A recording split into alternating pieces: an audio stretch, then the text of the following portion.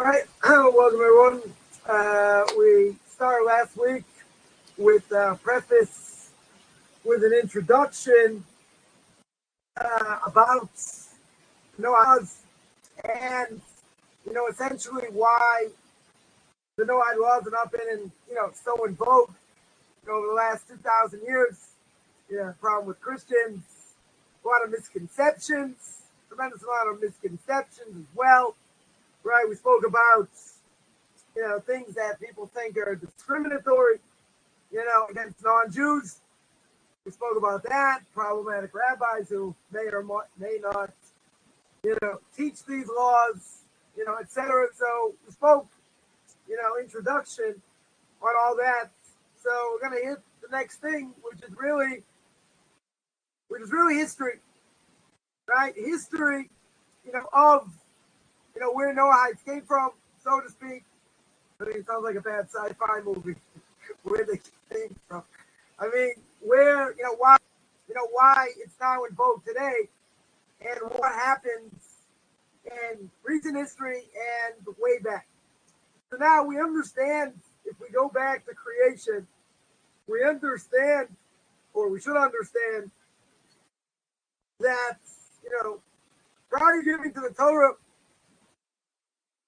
there were things that there are obligations for everybody to keep, right? Jews and non-Jews. Because we know there's a whole question, the patriarchs before the Torah was given, were they considered Jews? Or they wanted to keep the law before it was given? Were they considered Noahides? There's a lot of problems if we say that they kept the entire Torah. Right, just give one example, that Yaakov's not allowed to marry two sisters. And when it comes to the land of Israel, Rachel dies. Right, so, you have an issue with that. Tamar and Yehuda, a daughter-in-law with a father-in-law, forbidden relationship, as well. So they're really Jewish, or considered Jewish even before the Torah was given. How can it be? How can it be that's what they did? Why was it permissible, so to speak? We also mentioned that there's an idea by the Noahide laws that they're universal. And no non-Jew after 120 years is going to get shocked when God says, hey, did you keep my Torah? And what are they going to say? So I didn't know. I didn't know such a thing. They said, what do you mean? God said, you had no obligation to keep things that were universal. That were obvious. What, you didn't know? You don't know how to kill? Oh, come on. Euthanasia. That's different. That's mercy. Right? That's not really murder. I'm putting them out of my own misery, or their own misery, that they shouldn't suffer. You didn't know you weren't allowed to steal? The IRS, come on. They take 25, 30%. Any money from them, what's the problem? Why should it be forbidden? So we understand murder must have been Brits. Cain is punished for killing Abel. Right? Genesis chapter 4, verses 1 to 12. And we see there's an idea of repentance, because God wants them to repent. If there was no such thing as repentance, you wouldn't be listening to me now. We better. Why not? Because all someone has to do is be an idolater. They can't convert. They can't be a Noahide. There'll be no repentance. It's over. Right? Simply, it's over. You got the generation of the flood. Punished by robbery. That was the spinal steel. There were other things also. If you look at Genesis chapter 6, verses 5 to 13. Right? There was also idolatry, murder, immorality, the big three that every Jew has to give up their life for, anytime, any place. Doesn't apply to a non-Jew. There's no din. There's no law of sanctification of God's name by a non-Jew. We may get to it. We may speak about it. Right? But someone could ask the question, I don't understand. Why did God seal the deal with robbery? It's not a death penalty. Right? Robbery, 100% not a death penalty. Right? So what's the issue? The issue is, if you have people stealing and there are no repercussions, so then what happens? And what happens is society cannot function. So when society can't function, and this is something, again, it's universal, then how can it be that comes first, right? Society won't function. So the other things, worse. But when society cannot function in general, that's it. So God had to wipe them up. Cities of Sodom and Gomorrah destroyed for a tremendous amount of wickedness. Genesis chapter 13, verse 13, chapter 18, verse 20 to 22. Right? In particular, as well, there was sexual misconduct. Genesis chapter 19, verse 5. A lot of things. Right? But keep one thing in mind. God destroys Sodom. I have to understand, Sodom's in God's backyard. To do stuff in God's backyard, you play around, you mess around in the palace of the king, punishment is much more severe. Now, it doesn't mean that there won't be punishments for other things, right, outside of Israel. Certainly not, right? They're going to still, it's certainly going to be forbidden. But if you're doing it in the palace of the king, it's worse. You're in God's backyard. You want to mess around outside the land. Don't come to the land. Don't come live in the land. It'll spit you out. Could spit everybody out, God forbid. Right? At the end of the book of Leviticus, so it tells me clear. My language, Coffman's language would be, chump don't want it, chump don't get it. Means if you don't do what you're supposed to do, then I'll spit you out. You're not allowed to make the land impure. Right? So you do it in God's back, right in front of God's face. That's worse. Doesn't mean it's not forbidden outside the land. Right? Just as forbidden. Whatever it is. But at the end of the day, what's the problem going to be? You're doing it in the land. The land is holy. And if the land is holy, you can't do whatever you want. You have to sanctify the land. And if you don't sanctify the land, there's a prophecy. Prophecy is you get spit out, and that's what happened twice.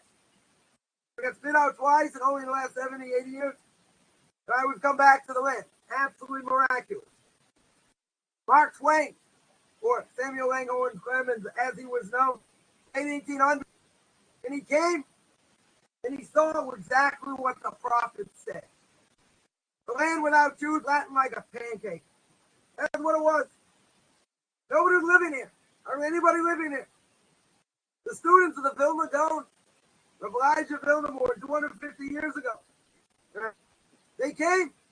A lot of them died. Malaria, other things. Draining the swamps. It's nothing here. There's nobody here. Right? So, it's an absolute miracle. I don't think there's any question that, the Jews come back to the land, after 2,000 years. Now, we'll see what happens in the end. If when, the Messiah comes, we're still going to be here or not. That's not really the topic for now. So the idea is there are a lot of things that we see in the book of Genesis. All things. No non-Jew's going to have a claim. Then what? I didn't know there was good murder. I didn't know. I didn't know that robbery was forbidden. Doesn't say Genesis chapter 1, verse 29. Genesis 9, verse 1 says, God blessed them, said, be fruitful, multiply. Right? Have children. Populate the world. Obligation by non-Jews. Going to populate the world. You don't populate the world will also cease to exist. But there was a command given. Don't eat the tree of knowledge. Right? Knowledge is good and bad. Brought death to the world. Genesis chapter 2, verse 17. Right? A lot of things, over here that there was a divine law prior to giving of the Torah. Now we're going to see how these laws were extrapolated. How the rabbis learned out that these laws apply to non-Jews. Right? That we're going to have to see. But to say there's no divine law, there's no natural law, so to speak, of things that make perfect sense. Non-Jews are not going to be liable for things that make no sense. We're liable for that. We got plenty of things. 80% of the Torah does not make any rational sense. Non-Jews have to keep what makes rational sense according to the Torah. We're going to go step by step. But a person can't say there was no divine law. Well, look at Genesis, no such thing. Murder was forbidden, right? Murder was forbidden. Many, many things over here that were forbidden to punish very severe. And God came along and wiped out the entire world, except for Noah and his family. You know, and he kept whatever animals he wanted to keep alive, brought them into the ark. Right? So there was a divine law prior to the giving of the Torah. That's clear. Now, let's go the ancient sources. Right? The references, if we go to the time of the Second Temple, that non-Jewish worshippers came to worship God. Now, it doesn't say they're idolaters, right? Seemingly they kept whatever they needed to keep, right, according to these laws. Now, what were they called? They were called, I'm going to butcher this name, the Abominoi. That's what they were called, or heaven-fearers. That's what they were called. And they seem to adhere to these Noahide laws. Now, there are Talmudic references, Mishnaic references. Anyone who thinks that the Noahide laws are like a Christian thing, I've heard that also. You know, it's a Christian thing. It's this, it's that. Well, first of all, the Talmud, the rabbis came before. Right? We came before them. So you can't say it's a Christian thing that he made the whole thing up, the whole such thing. These Jews made up the Noahide laws. Like, really? Who came first? We came first. You know, so you can't, you know, so they can't make a claim. They're saying, oh, you know, that's a Christian thing. It's made up by this, made up by that. I don't understand. Talmud came, right? Starting more than 2,000 years ago. So there are sources in the Mishnah, in the Talmud, make clear. There aren't so many references, but there are a number of references. Right? That's why it makes these laws so hard to, you know, to figure out. In general, that's why you need to really be, you know, you have to really know how to learn and know where to look for these things, because no one really speaks about them, which we're going to talk about. But don't tell me the Talmud doesn't speak about it. Talmud speaks about it. You know, a B'nai Noach or a non-Jew, you know, learns Torah liable for death penalty. Torah says that, makes it pretty clear. Is a non-Jew liable for sorcery? Also a question. What about, you know, putting different species together? Take a donkey and a horse, make a mule. Speaks about that. You know, other things. What about blaspheming, you know, using God's name? All these other, you know, the 7 laws. Law courts. Don't eat from a limb from a live animal. It's talking about Noahide. It's talking about B'nai Noach, as the Talmud said. So there are sources. Not like we don't have any sources, but to say it's outside these sources, and it's a whole made-up thing, and it's a Christian thing, you know, as the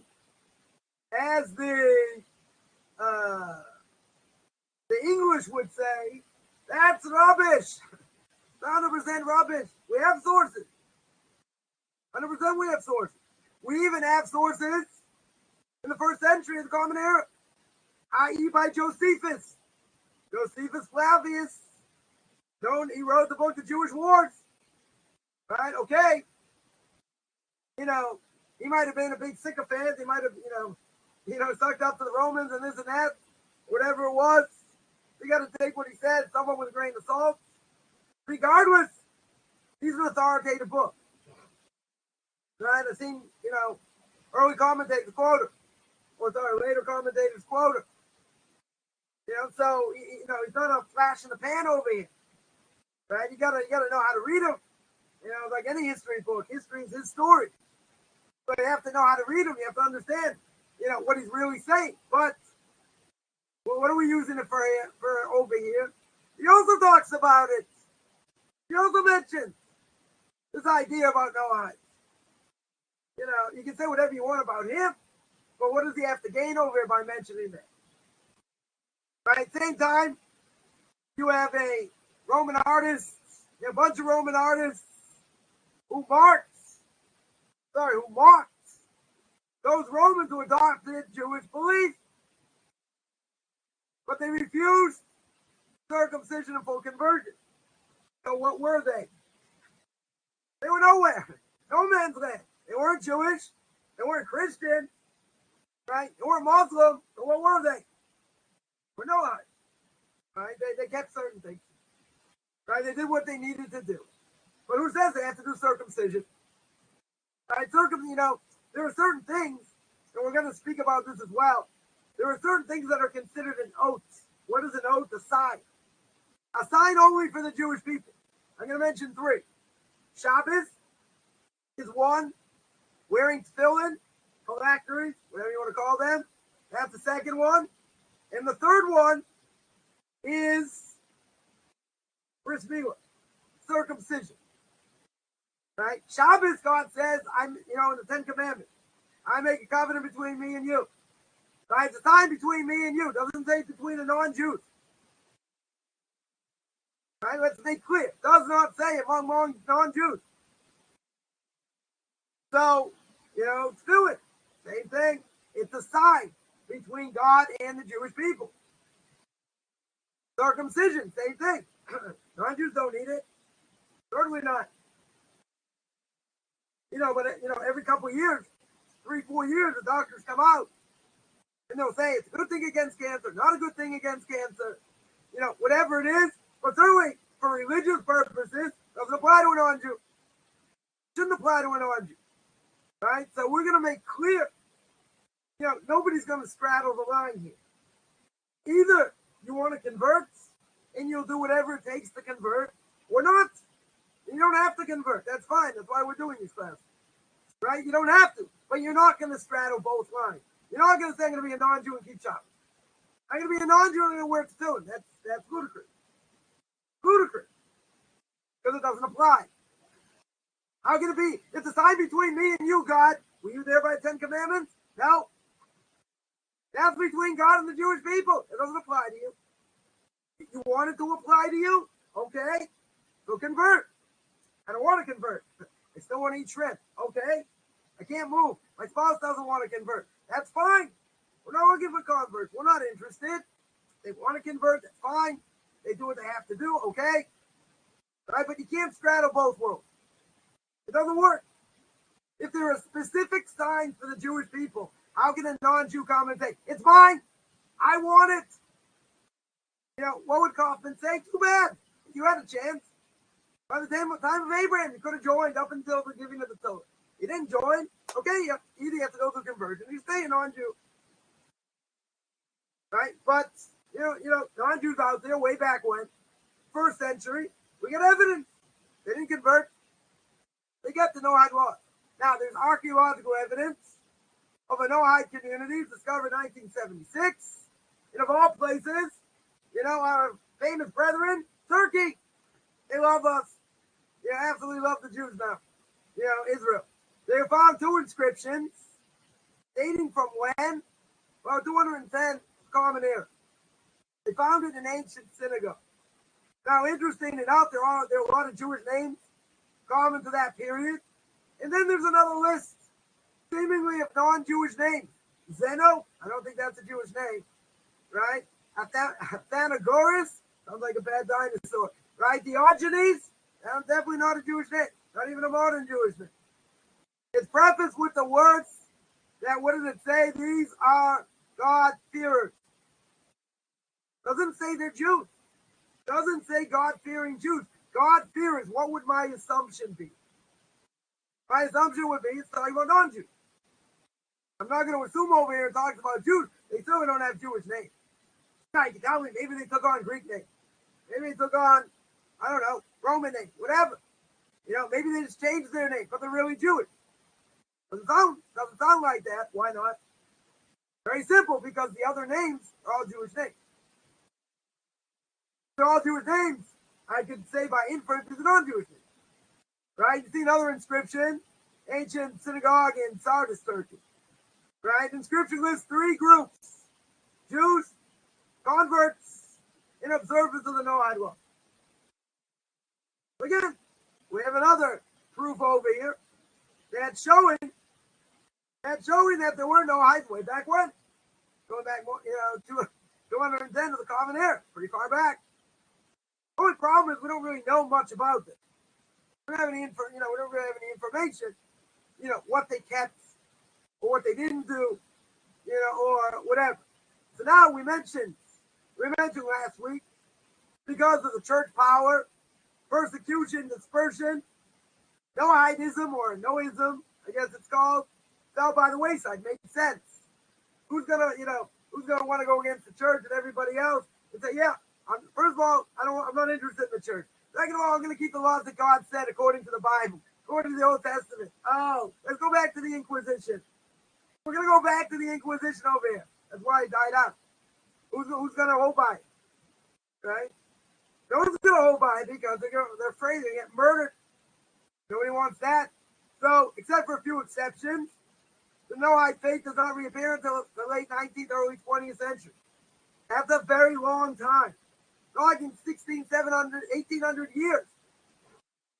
1800 years. And nothing. You don't hear anything. Anything about it. It's probably good reason why the Code of Jewish Law, right? Rabbi Yosef Karo, right? At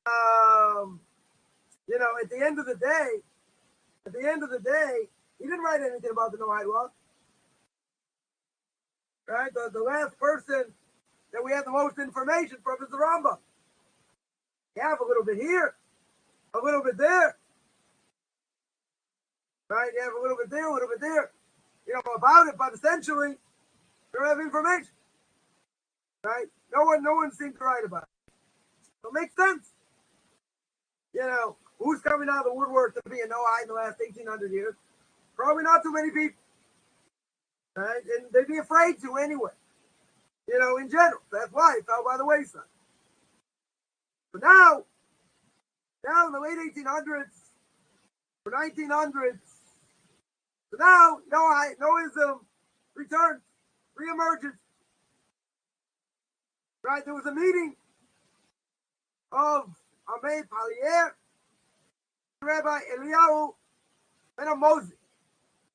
Now, Pallière had lost his faith in Catholic doctrine. Makes sense, right? A lot of people certainly, have lost their faith. And was searching for truth. And he learned the authentic Torah study in this rabbi's house in the town of Lyon, right, in France. He wanted to convert. He decided, okay, I want to be the real deal, and I want to convert. What was the problem? Right, family reasons he couldn't convert. Right, it wasn't an option. So, as you can imagine, you know what to do. Deep spiritual crisis, and they put him in contact with this rabbi, who was the rabbi of the Spartan community in Italy, of Leghorn, Italy. So he told him. So he gave him this whole thing about the Noahide law. And he says that Judaism essentially is a religion for the entire human race. See, why is Judaism different than any other religion? Because every other religion says, believe in our Savior, you're going to fry in hell forever. Christians say that. Muslims say that. Others say that. Judaism says if you want a portion of the world to come, all you have to do is keep what's universal. Now, it is complex, but as long as you keep what you're supposed to keep, right, that are universal, makes sense. That makes sense according to the Torah. So then you have a portion of the world to come. So therefore, what did he tell him? That Judaism is a religion for everybody, the entire human race. Right, just like our patriarchs before giving us the law. Right? Interesting enough. So what do we say? Keep whatever laws you need to keep. You don't have to go through conversion. Right? And that's it. You do what you need to do. So what is that religion of humanity? It's called Noism. And and it was founded by Noah, passed down. The Rambam says it was given over to Adam. Adam passed it down to Noah. Right? But it was through a righteous person that God made this covenant. God made the covenant with Noah. After that, he made a covenant with Abraham, with Isaac, with Jacob, right, etc. Right? And that's how it goes. And that's how it went. Now, they only met once, but they corresponded tremendously over the next 3 years. And he wrote this book. He wrote this book called The Unknown Sanctuary. Again, a lot of these ideas by this chief rabbi, by Rabbi Benamozegh, right? So they were considered, and he influenced many in the Noahide faith. So there were some Noahide societies that appeared in Europe that devoted themselves to this study, so to speak. But what happened? What happened is all good things. War came with, outbreak of World War II. So that sort of, destroyed everything. But one thing to keep in mind is that their conception of what the Noahide laws are is important. Right? Definitely is important. But it's not necessarily, it doesn't go hand in hand with Jewish theology, no. In other words, this rabbi was a little bit unconventional. And what do they try and create? A universalist theology. In other words, they wanted to resolve conflicts between Jewish, Christian, and Muslim into a single unified Jewish theology. Now, this is a major problem. Major problem. First of all, even if we're going to say that Islam is close to Judaism in the sense they believe in one God, even though there is a discussion whether the Muslims really believe in one God or it's idolatry, there are some that say it's idolatry. But many rabbinical authorities hold they believe in one God. But regardless, we understand why, even if they're somewhat close to us, I certainly don't believe they're de facto Noahides. Right, that they're keeping the Noahide laws, and we're going to see why that is not the case, that they don't keep them. So all we have to do is find one thing by the Noahide laws that they don't keep and that they don't do. That'll be it. But, the bigger question is, why would you try and answer all the conflicts of two major quote-unquote religions that we don't hold of? Christianity, we know is a farce. Islam, we also know it's not true. There are many, many mistakes in their quote-unquote divine book. Many, many mistakes. Right? I'm assuming most people, listening probably come out of Christianity. Probably some maybe come out of Islam also. Right? But why would I try and resurrect, no pun intended, why would I try and resurrect something, and make it universal where it doesn't make any sense? And it's wrong. And it's false. I would never do that. Right? It's a total waste of time. But all I have to do is find a flaw in their quote-unquote divine books. And once I find a flaw in their book, it's not true. And it's false. And guess what? If it's false, there's nothing to reconcile. It's false. Right? I don't need it. It goes by the wayside. So he took these ideas, tried to unify them with everybody, with the Christians, with Muslims. You can imagine it's a hodgepodge, probably a major hodgepodge, trying to make one unified Jewish theology. I can't even imagine what that looked like. So what did he do? He uses the Noahide laws as an element of this. Now, what they did is significant, is important, it's true. Right, but there are many, many issues, over here. I mean, one of the things, to just throw this out there, one of the things is that he accepted regular communion, this guy. Still a practicing Catholic. How can you be a practicing Catholic? Idolatry. right? If it's idolatry, you know, that you'd be liable for death penalty for such a thing. So where do the Noahide laws, you know, fit in? So, you know, this person's got a dual allegiance, you know, so to speak. So whatever it is, you know, whatever it is, it's a very skewed way. Very, very skewed way, you know, of trying to look at the Noahide laws based on these other things. Right? Totally based on, you know, these other things. So now we come to the early 20th century. Early 20th century, you had a few Torah scholars author studies on the Noahide law. Now, these are important, definitely important, in order to understand Noahide precepts. The most two significant, what we call the Kuntrus Ner Mitzvah, by Rabbi Meir Don Blodsky, and it was published in his greater work, the Kli Chemda, tremendous commentary on the Torah. And discussion of Noahide laws in the Mitzvos HaShem by Rabbi Yonasan Stein. Now, interesting enough, just as a side point, the Sefer is a book that was written according to every parsha, which mitzvahs are in each parsha, for each Torah portion of the week. So, obviously in Genesis, not too many.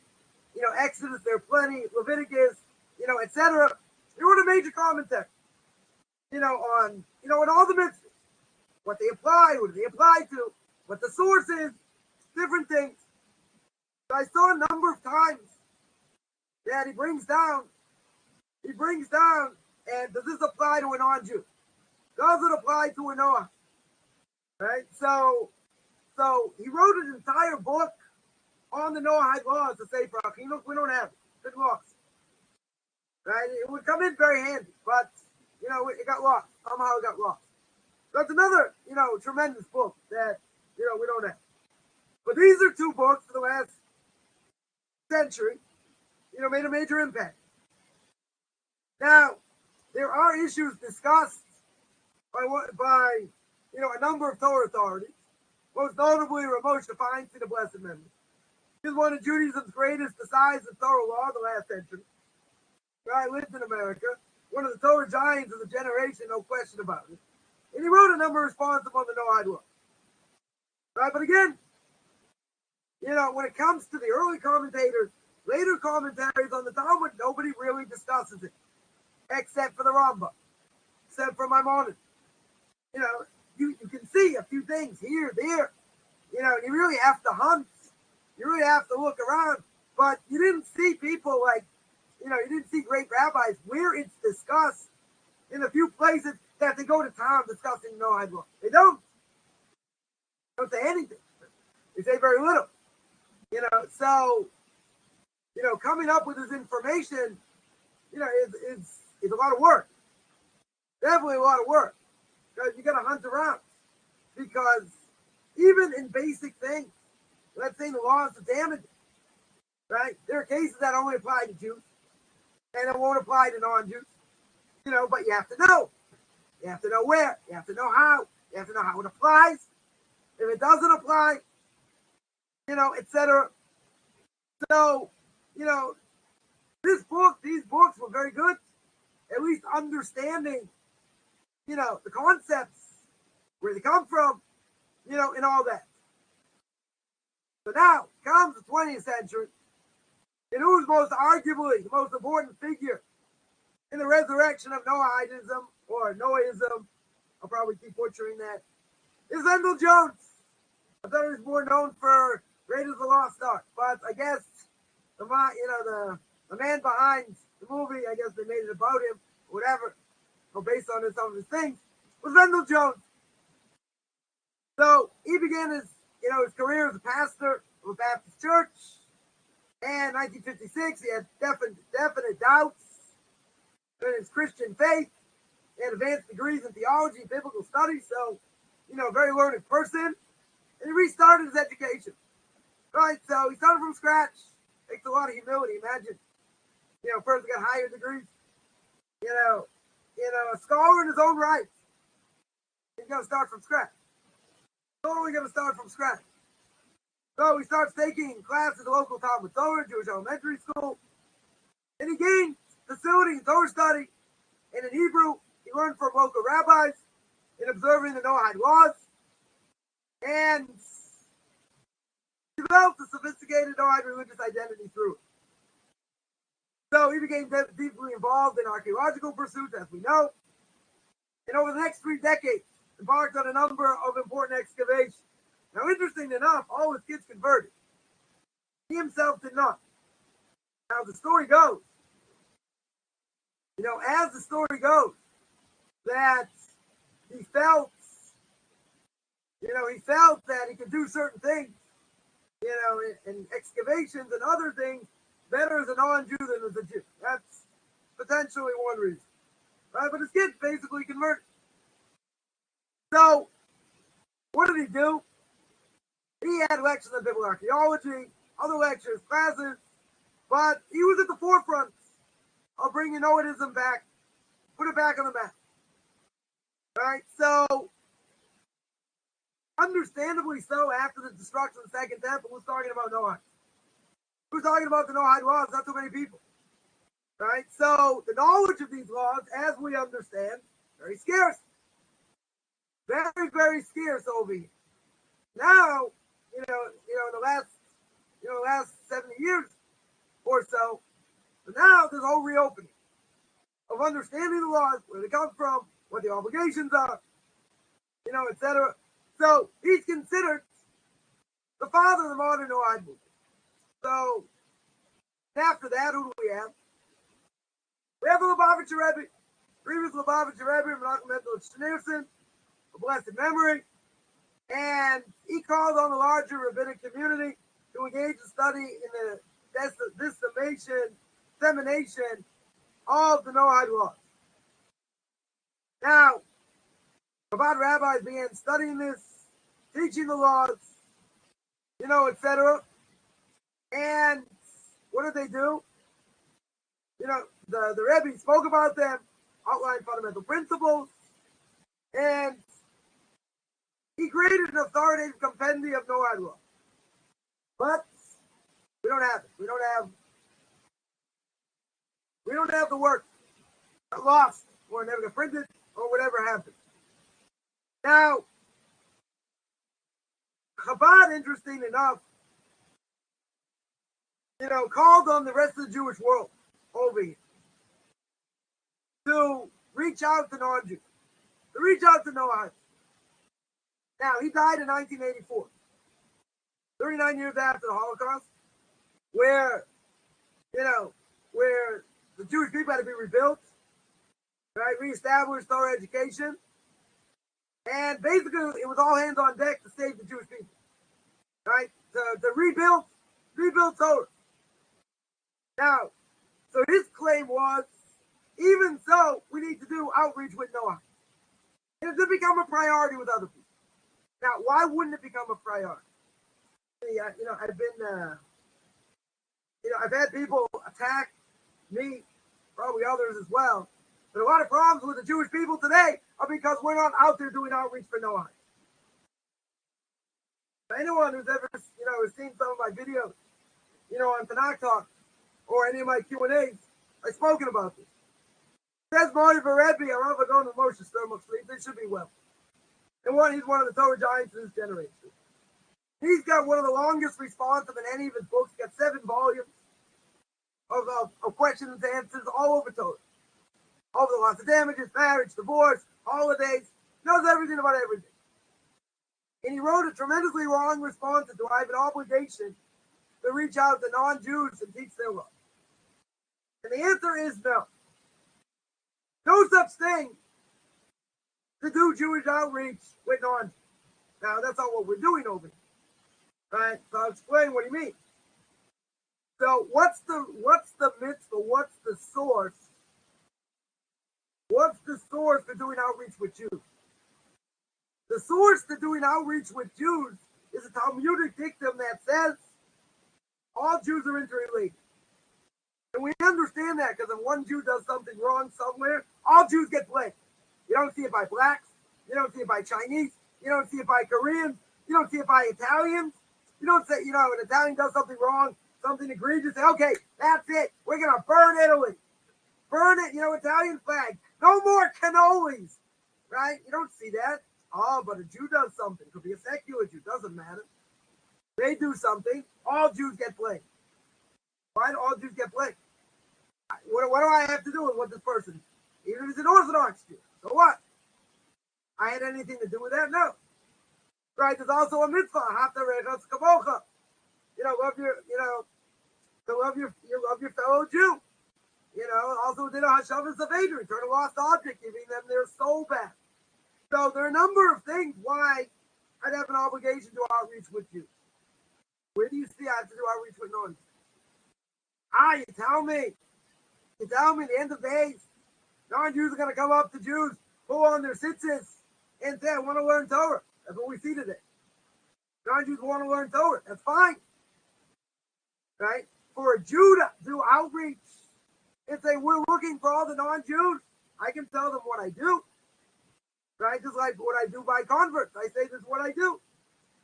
These classes I give, if you're interested, if you're not interested, that's not doing outreach. That's not trying to convince somebody. Right? So he holds opposites. He holds we're not doing outreach. Against what the TheLubavitcher Rebbe said. Because I can say there are more Jews don't know anything about Torah. 90%. 90% of the Jewish people do not know how to say Shema Yisrael.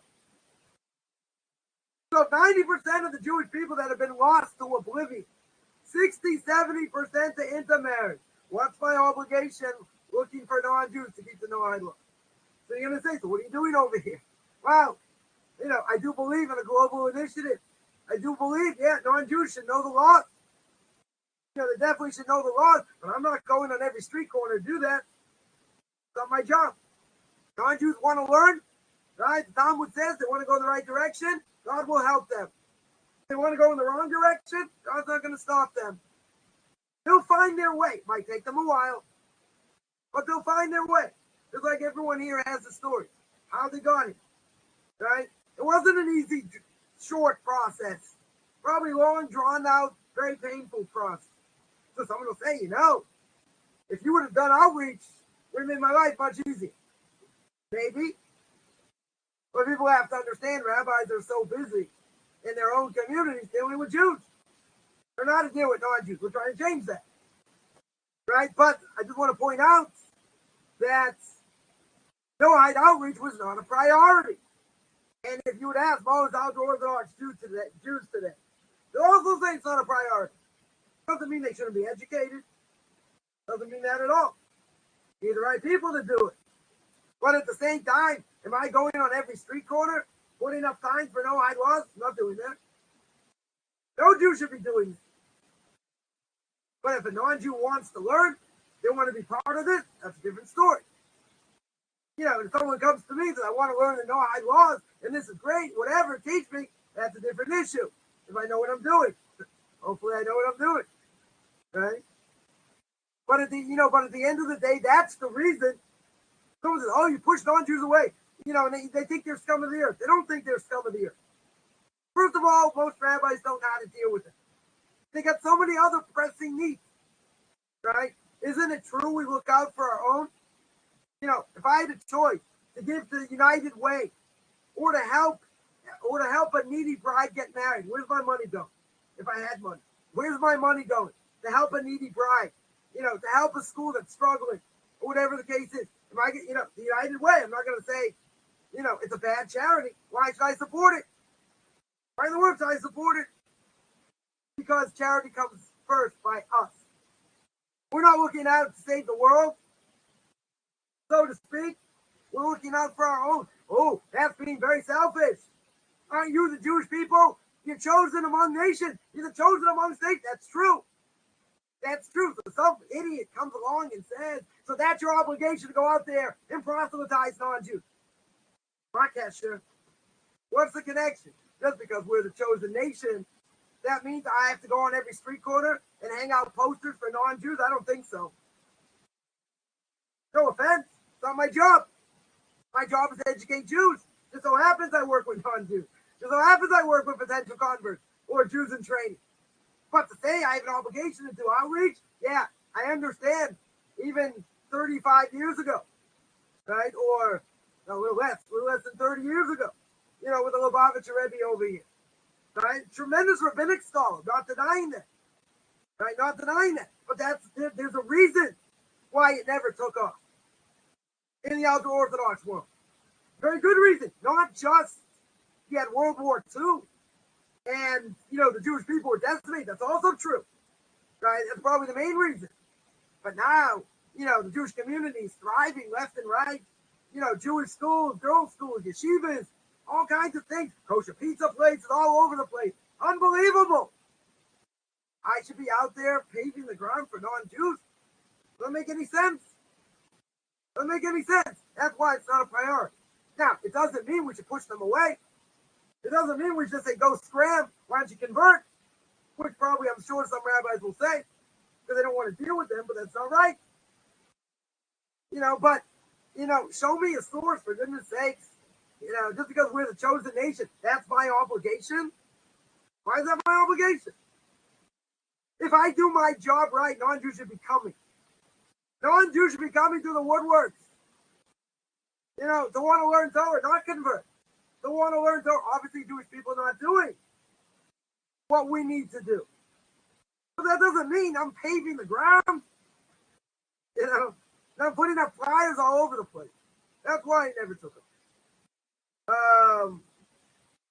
So, Jewish mainstream did not embrace Noahide outreach. That's right, they didn't. So these groups, though, interpreted the Noahide laws, but they had their own ideology. It also came to what Noahides wanted to hear. They could build a support base among non-Jews. Okay. Right, but, we're talking about fringe organizations. Now, there are a number of movements within the Jewish world. Look at the state of Israel's proof. We're the Messianic or semi-Messianic era. No question. Everybody would agree. We're living in the Messianic era. Right? Waiting for the Messiah to come. Could come any day. But justifying positions require reinterpretation of the Torah, of classic Torah texts and beliefs. We have to understand that. We have to see what the mainstream things are. So it comes along the late 20th century. A number of things occurred in the Jewish world. First of all, late 20th century, non-Jewish world, disillusionment, Christianity. Many ex-Christians betrayed by their upbringing. They want a connection to the Old Testament. That's how most people get into Judaism. You want to come back to the Old Testament, because that's what the New Testament is based on. So you have the American South, Southwest, non-Jews begin approaching rabbis, trying to understand the Torah. Now, the Jewish mainstream, what are we doing? We're reaching out to unaffiliated Jews. We're trying to do outreach with them, trying to educate them, bring them back. And also, we're getting interest from non-Jews who want to be Noahide. So there are a number of Torah scholars, experts, who turn their attention to Noahides as well. Now, they're also aware that there are problems. We're going to get to the problems. Right? There are problems, inaccuracies in the way the Noahide laws have been presented. Right? Major inaccuracies.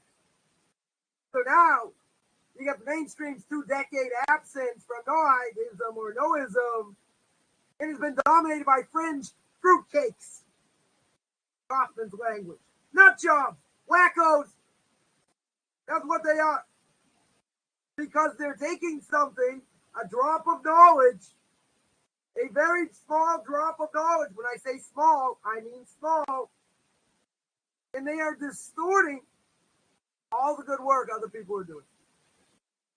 So these fringe groups certainly came under fire for the Jewish mainstream. In their eccentric campaigns of trying to hold on for their life. You know what they say, the left doesn't know what the right hand is doing. I see some of these people, Kabbalah and this and that. If you don't know how to crawl, you don't walk. You want to study higher mathematics? You want to study calculus? You need to study algebra. You need to study trig. Well, guess what happens if you don't study algebra and trig? You ain't going to get it. You're not going to understand it. So to see people with minimal knowledge, minimal knowledge, and they're quoting Kabbalah and, what do you call it? They're talking about spiritual worlds and all this. They don't have a clue. They don't have a clue. I know why they don't have a clue, because they don't know how to learn. If they knew how to learn, and they've gone through a lot of Torah and Talmud and commentaries and all that, and they had proper teachers, that'd be one thing. But if you don't have proper teachers and you don't know how to learn, you're going to make a hodgepodge, a total hodgepodge. Right? So the problem is how it's looked at, how it's, the analysis over here of what they're doing. So you had the 20th century Ask Noah International. They want to fulfill the Lubavitcher Rebbe's desire for a complete exposition of Noahide law. So again, Moshe Wiener, and he wrote a major halachic work of exploration of Noahide law. It's called Sefer Sheva Mitzvos. And that was the first really presentation of these principles. So, and he took every single thing, and he quoted every classical Torah source, how they're supposed to be understood, how they're supposed to be fulfilled. It's for proper, legitimate. Let me repeat that. Legitimate. Let me say it one more time. Legitimate Noahide practice. Not one of these fringe groups. Well, again, you have to understand, 1,500 years or more, Noahism didn't exist. So he put this major book on the map, right, in order for people to properly learn. Right, finally translated in 2011. It's called the Divine Code. Right, in English, it's called the Divine Code. Now, last thing here we're going to mention is that there's a deep polarization today. Basically, two approaches, which we'll look at. One is there are many groups in Jewish mainstream that they've been Judaizing, i.e., encouraging Noahides to imitate Jewish practices and symbols, like Shabbos observance, building Sukkot. Why can't I do that? Rambam says, come on, any mitzvah a non-Jew does, they get credit. I don't know. Did God speak to him on Mount Sinai? Tell you to build the sukkah? I don't think so. Did he tell you to keep Shabbos? I thought Shabbos was a sign between God and the Jewish people. First thing is Torah law. Right? Torah law comes from time immemorial. We're not allowed to Judaize. We're not allowed to imitate or adopt Jewish practices by non-Jews. You want to be a non-Jew? You want a trim? Not a problem. Keep what the Noahide laws are, fine. Do not be a Jew wannabe. Do not straddle both lines, both worlds. Right? What's the transgression of these rules? Non-Jew wants to be a super non-Jew. I'm not going to call it any other term. We'll call it a super Noahide, super non-Jew. Right? What's the punishment? Death at the hands of heaven. Peace of the day Shabbat. That's pretty severe. So instead of helping, assisting Noahides to develop and establish a positive, unique Noahide identity, what are these bozos doing? They're offering them Jewish rituals. The last time I checked, you're not a Jew, are you? Look in the mirror. You're still not Jewish. Right? You're not Jewish. I don't care what's in your heart. Doesn't mean anything. Why in the world are you doing Jewish customs? They don't apply to you. Right now, when challenged to the legitimacy of this approach, they became very strange defenses of their actions. They'll tell you can't learn. Oh, what do you know? What do you know? You don't know anything. You don't know how to learn. You're this. They'll call you names. Boy, I didn't know rabbis were allowed to call other people names. Degrade them in public. Call them out. You know, I never saw anything like this in my entire life.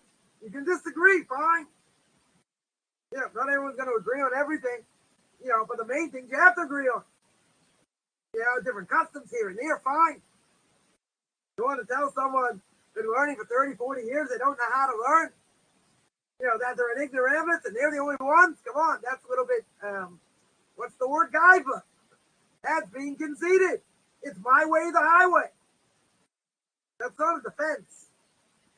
That's totally not a defense. Right? That's making the other person look bad. That's lashon hara. That's motzi shemra. Right? That is defamation. You know, not to mention, you know, if a person is a bona fide rabbinic scholar, you know, and you defame them in public, I don't want your place in hell. That's for sure. I don't want the punishment you're going to get for that. Again, you know, there has to be respect. Fine, you want to disagree. Let's look at the sources. Let's understand the sources. Let me see credentials, even better. Let me see. I don't have to show you credentials. I have my credentials. Show everybody. I called someone out. I said, show me. Show the whole world your credentials. Everybody knows my credentials. I think my Rebbe will still vouch for me after all these years. I don't have anything to hide. He goes, I have my credentials. Show me. Show me. Right? So the second thing. The imitation of Jewish practice creates a deep existential contradiction. If Noahism is God's will, and it's for all mankind, then it's going to have universal meaning. Why are we going to associate it with the Jewish people, per se? In Jewish festivals. What does it have to do with non-Jews? What does Shabbos have to do with them? What is the giving of the Torah of Mount Sinai? They weren't there. It's for the sake of Jewish people. What, they're going to eat cheesecake on Shavuos? You got to be kidding. They don't have any connection to that. But the Mishnah tells us festivals also have universal relevance. Universal meaning that not always the same. In other words, Sukkot is a good example. Mishnah tells us world is judged for water on Sukkot. Right? Always need water in Israel. You know, always need water. Sukkot is also a holiday. Israel gives offerings, gain atonement for the non-Jewish nations. Right? That's universal. That's directly relevant. That is definitely relevant to Noahides. But what about the building of a sukkah? Dwelling within a sukkah, i.e. a festival booth, on the holiday. Who does that belong to? Does that belong to Noahides? No, it doesn't. It belongs to Jews. It belongs to Israel. Dwelling within the sukkah, what does it commemorate? The return of the clouds of glory. Glory after the building of the tabernacle. See, I don't know. Did non-Jews build the tabernacle? Right? There are chapters and chapters in the book of Exodus. I didn't know non-Jews built the tabernacle. So now, if you're going to encourage Noahides to adopt Jewish observances, i.e., my case of a sukkah, then all this constricted is supplanted with specific Jewish meaning. If it's supposed to be universal, then why are they saying we want to constrict it to just the Jews? They want to have their own universal thing for all mankind. What does that have to do with Jews? So if they imitate Jewish ritual, there's a conflict. No question. So now the question is it a universal experience for all mankind? Or is it only defined by the Jewish experience? Second approach is really a reaction to the first. And that is, when you look at the world, they've taken a very conservative stance. Noahism primarily is not what and what it cannot be. Right? There have to be boundaries. Let's make clear. There have to be boundaries between Jews and non-Jews. And there are certain lines Noahides cannot cross. Let's repeat that. There are certain lines they cannot cross. And they should never cross. Right now, this makes perfect sense. But also, there's another issue over here. They want positive expressions of their own faith. They want their own identity. Not just the Jewish identity, It's universal, right? It's universal over here. So this religious expression, even though it's positive, is exploited by the first approach. So therefore, what's the first approach? The Noahides want to imitate, quote unquote, these super Noahide freaks. They want to imitate Jews. Why don't you just do something that's universal? Right? Forget about imitating Jews. Keep what you're supposed to keep. Don't overstep your boundary. So it's illegitimate, certainly from our perspective, from a Torah law perspective, because, when Jews fulfill mitzvahs that we're commanded to do, that's a totally different thing. Non-Jews have their own things to do. Jews have many more things, a tremendous minutia of detail. Non-Jews don't have that. I mean, we're going to go through step by step what they're obligated in and all this, right? But non-Jews don't have that connection to the holidays, Shabbos, these things that are specifically for Jews. No, they make up all kinds of convoluted, excuses why they should be allowed to do it. And what's the obvious question? Are you Jewish? No. You want to be Jewish? No. So why are you doing it? So here, we want to find positive things, for their expression, for Noahide expression over here. If you look at approach number 1, there's an expression of their faith by encouraging them to imitate Jewish ritual. Not very good. Very problematic. Approach number 2 makes perfect sense according to Torah belief and law. Also, though, does not meet the religious needs of modern Noah. Now, we're not going to go back and forth to these different beliefs, right? But we're going to look practically through the sources, and we're going to see what exactly is a Noahide today, what they're obligated to keep, where the Noahide laws come from, right? Universal themes of Torah and holidays, which Noahides can give legitimate positive expression to. Doesn't mean they observe them, but can give positive expression, as well as, growth on behalf of the Noahide community to grow, right? To grow spiritually. There's a lot to learn. Tremendous amount to learn over here. So, we're going to give the foundation.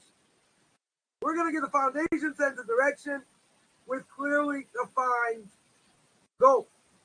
And we have to be realistic. We're not interested, in fringe elements over here. Judaism has liturgies, customs, symbols. Noism does not. We're not creating a new religion. We're not interested in a new religion over here. Right? It's going to take many, many decades. Many decades. To resurrect itself, in order that's going to be a religious consensus over here. Right? It's going to take a monumental effort. Right? But again, Noahides are not Jews. They're not Jew wannabes. We're not making up a new religion. We're not making up, new holidays, new liturgies, in different things. The whole purpose over here is to understand the sources, to understand what the limitations are, what the obligations are, in order that non-Jews can grow, they can grow in the right direction, they can get what they need, right? But, there's a lot of false things out there. Many, many things that, at face value, and not even at face value, they don't make a whole lot of sense, right? The more you think into it, the more confused you are. So the goal over here, and that's what we're going to see, week in and week out, we're going to go through the sources, and we're going to see exactly what the obligations are. We're going to outline over here for proper growth and cooperation and what needs to be done, and not straddling both worlds. That we're not interested, right? Either going to go one way or the other, right? That's where we're gonna leave it again. We'll take it step by step. So I see there were a few questions here.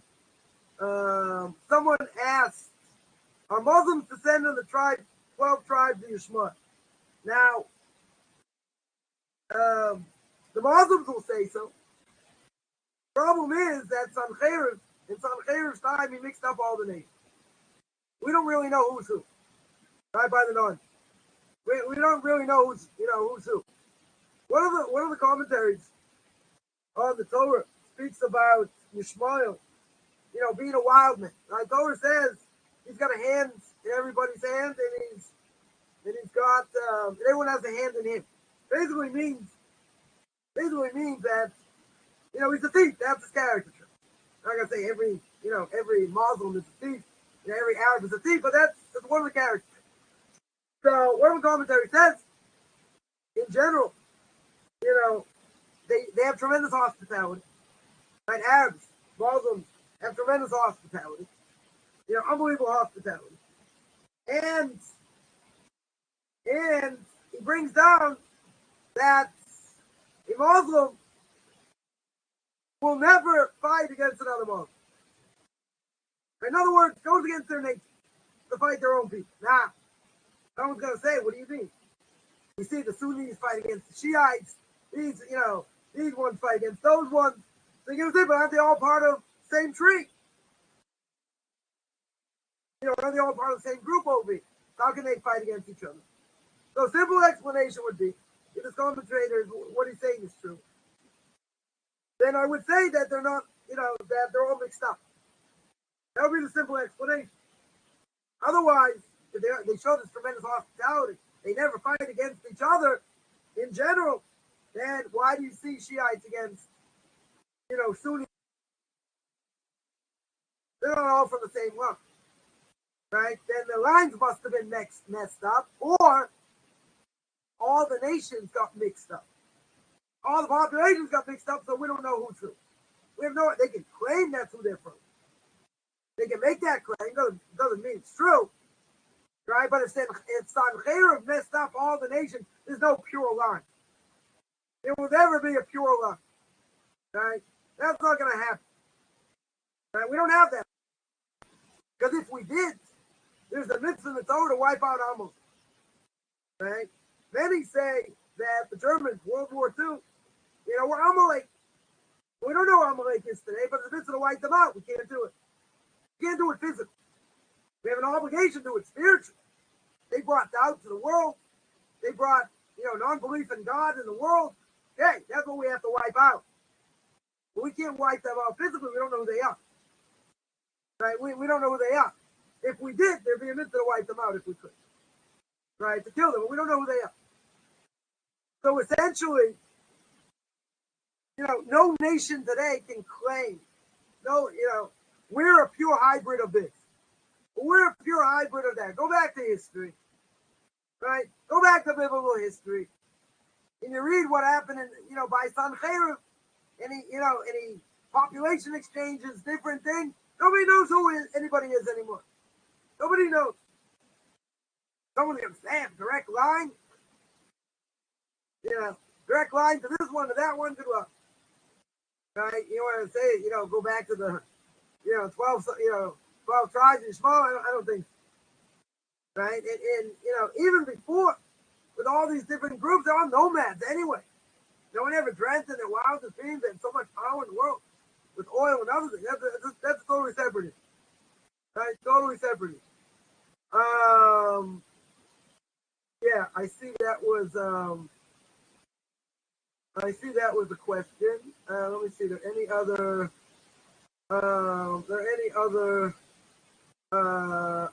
questions?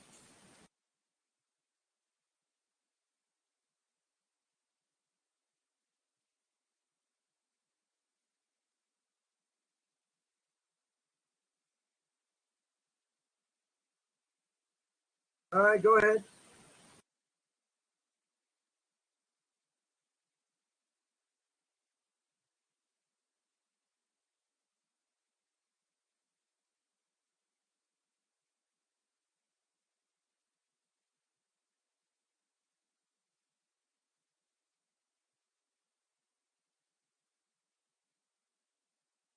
See how fast you can type.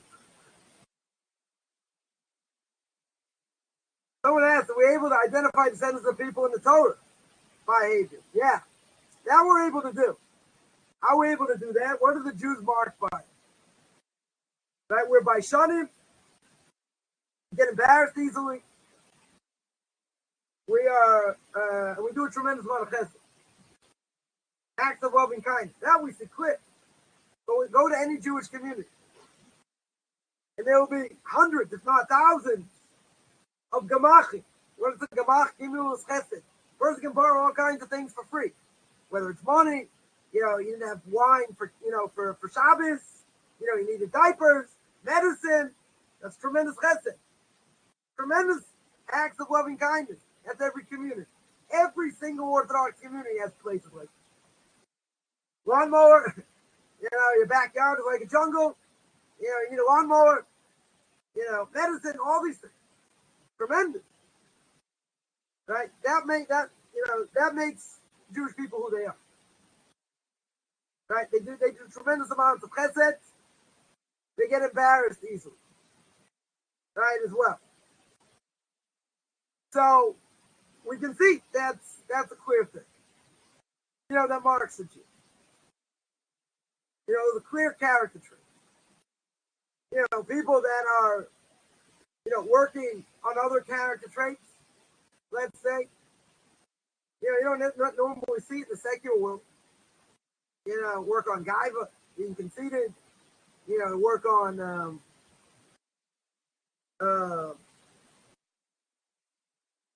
other character traits, anger, being charity, all kinds of things. You don't see that necessarily in the secular world. So that's a Jewish thing, not in the Jewish secular world. But, in a proper Torah community, you can see people working on things. You see just how they act. I'm not going to say everybody. There are people that don't do what they should do. Doesn't matter how religious they look. Totally not. Right? When we do the right thing, it's unbelievable. We do the wrong thing, it makes everybody look bad. It makes all the Jews look bad. So, people make comments when we do the wrong thing. We don't get the great comments when we do the right thing. That we don't get.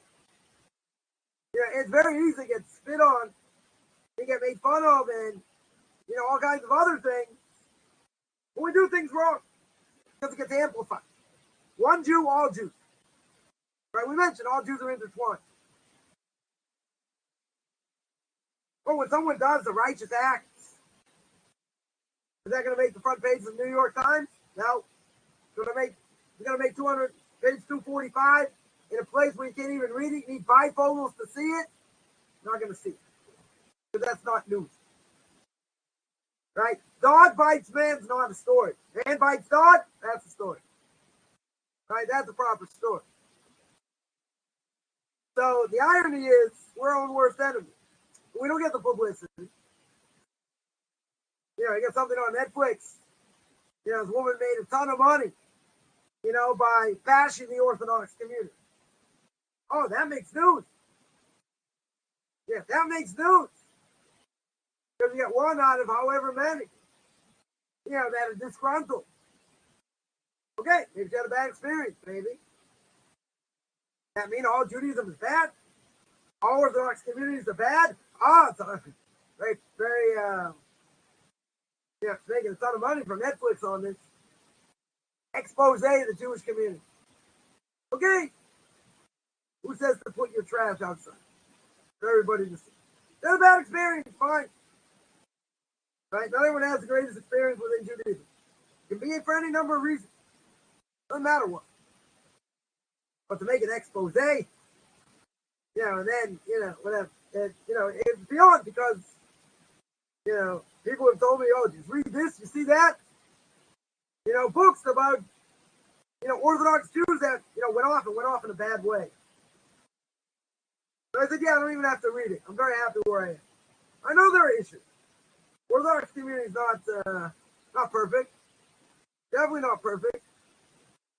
But passing Judaism down to the next generation works 95% of the time. That's pretty good. Is it 100%? It's not 100%. We live in an imperfect world. We made it imperfect. So we have to be better, no question. There are people who have an axe to grind. So what about all the good?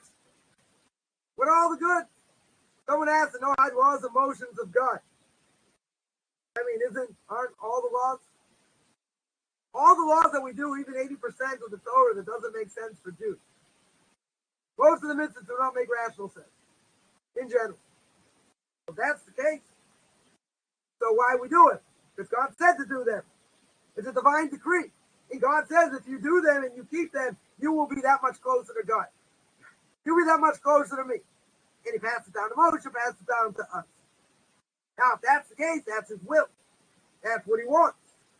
Right? That's what he wants us to do. I would say all the more so by universal laws. Doesn't God want people to keep universal laws? Don't kill, don't steal. Do all these good things. Stay away from bad things. That is universal, of course. That's what he wants. Because if you don't have that, society cannot function. We're doing a pretty bad job, as it is. You look at the world, it's crazy. So why aren't they keeping universal law? Because people make excuses all the time. People say, I don't steal. What about the IRS? No, that's different. People make excuses. I'm a good person. Yeah, you just got off life support. From your father, from your brother, from your whoever. You just killed them. That's murder. No, but that's not murder. Right? These things are universal. They make sense logically according to Torah logic. So if that's the case, that's what God wants. That's what he wants everyone to keep. Imagine if all non-Jews kept the Noahide laws. So Ray, you'd be right. That would eradicate 100% all non-Jews kept it, eradicate anti-Semitism.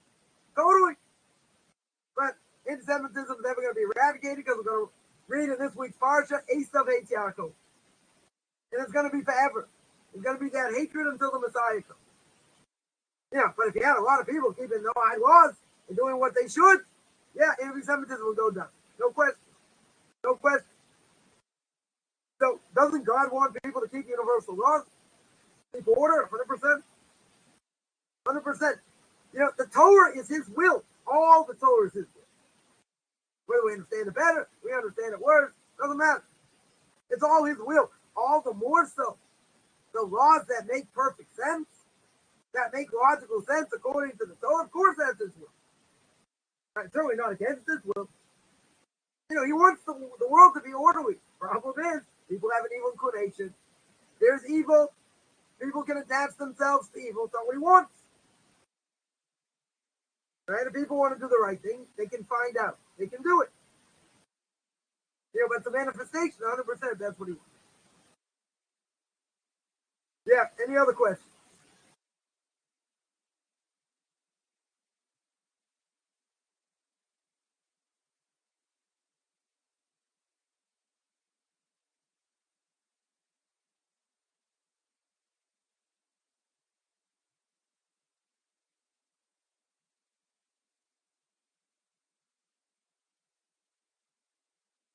All right, so no other questions, or anyone has any questions, I'm going to put up my email address. You can contact me, Rabbi Chaim Coffman at gmail.com. Anyone has any questions during the week. Otherwise, I'm going to sign out. Again, I want to thank Ray for giving me this opportunity. It's been a lot of fun. We'll see everybody, next week. Everyone have a great rest of the week.